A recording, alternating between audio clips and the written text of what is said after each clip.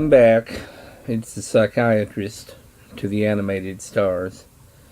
Most of them, of course, are no longer in syndication, and so, having retired, I'm now freed from my obligations of confidentiality. And I want to talk a minute about Popeye. He began to drink very, very heavily.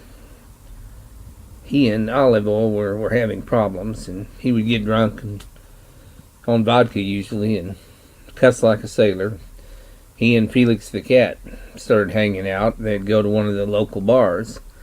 I remember coming in one night after a frantic call from Olive Oil, and I went to this one particular bar, and there was Spencer Tracy and Humphrey Bogart sitting at one end of the bar having a nice pleasant drink, and at the other end Popeye was half passed out, and Felix the cat was helping to prop Popeye up. And I looked at the contrast between the two different stars, and it was amazing. And then I want to talk for a minute about Woody Woodpecker. Yeah, he had a bipolar disorder. He was manic most of the time. I think that came out even in the Woody Woodpecker cartoons, and for a while he started carousing around and roaming the bars at night with Heckle and Jekyll.